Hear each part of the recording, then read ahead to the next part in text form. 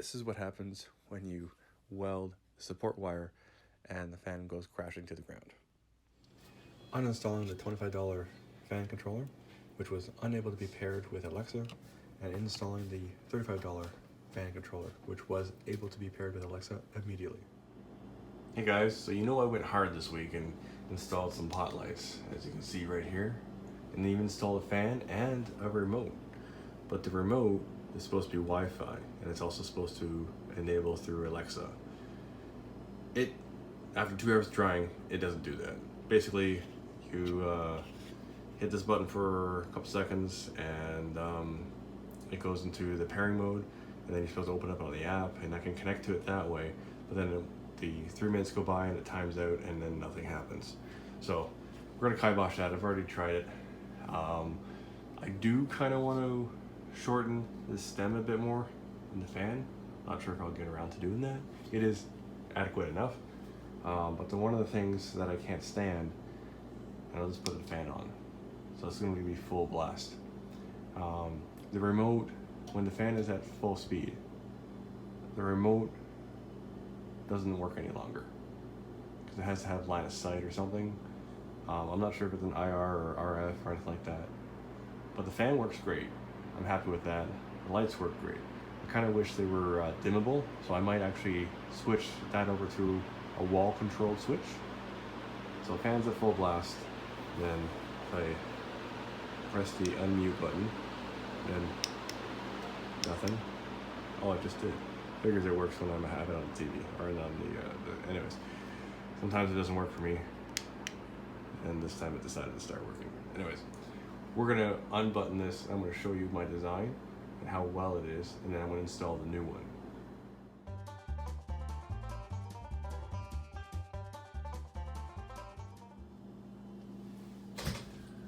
This is how This is how nicely I put the cords away. So they're all out of the way. So when you put those up, it's all tucked in place. And then if you look, you'll see the remote right up in here. So I'm able to just pull all the cords out, so to speak, and wrap them all together, just as so. And then we have all our connector cables.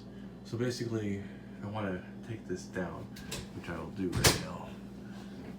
I'll just push this out, just like so. And because it's not, the wires let me pull it down. Hold on, I'm gonna flip this over here, get that out of the way there. And then the wires are holding on, up top here. There we go. And the wires let me down. Okay, so there we go. So basically, to get this out, this is connected up higher, even though they say to connect it on this hook over here, because it's not connected to that hook, and it's connected up into where the joist is, or the rafter. I can just let this dangle, and then I can undo this plate and get access to the remote, which I had to carve all this out for this to fit up in there. And then I can easily get down to doing the wiring to re, and then at that point I can test, which is what we will do, and hopefully it all works, and then I'll just put it all back up.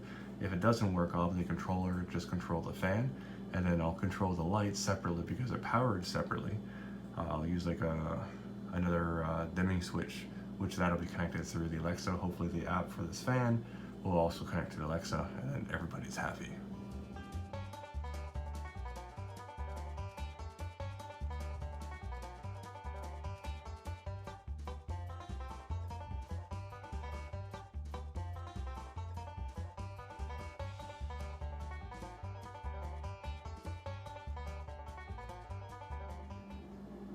You know how I always talk about turning off electricity? That's probably one of the reasons why you should do that. Anyways, we're gonna fix this and get it back up there. Not a big deal. But stay safe, guys. I try to do what I can, but it is what it is.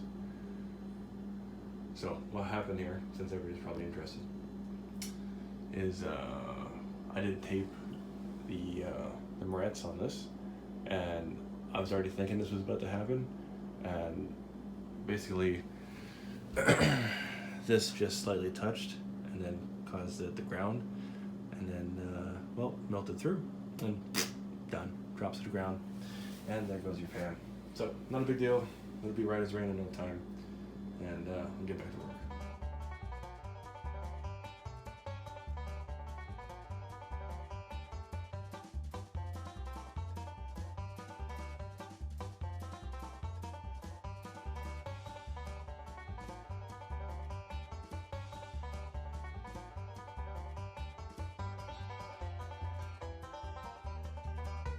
The wires are now all tucked away inside, making it nice and neat.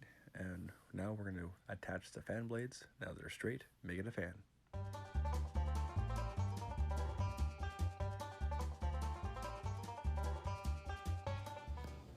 So in comparison, these are the remotes. Old school, the new one. I think this one's infrared. And then it has the Wi-Fi connection there. This one has a Wi-Fi connection and is radio frequency, which is better because when this one was at high speed, I wasn't able to actually use it properly. This one does have a dimming feature, however, it only works through the Alexa.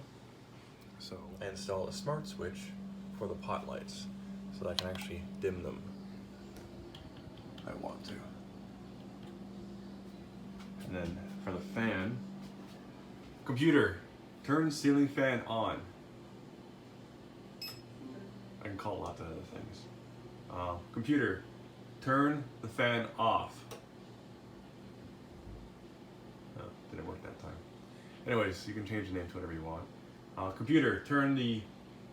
Oh, forgot.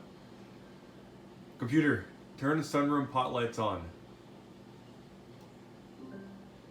Computer, change the illumination. It's not gonna work. I can never speak to this thing properly. Sorry, I'm not sure. I heard you. Computer, increase sunroom pot lights 50%. It's all how you talk to it. Drives me nuts. Anyways, project is now complete. Computer, turn sunroom pot lights off. And then the fan stays running, or you can just tell it. I can put it into a group too. Computer, turn the sunroom fan off.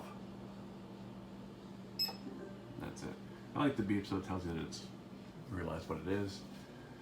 So, the next thing to do is to put the crown molding all the way around. That has all the lights and everything, which requires some hardware wiring.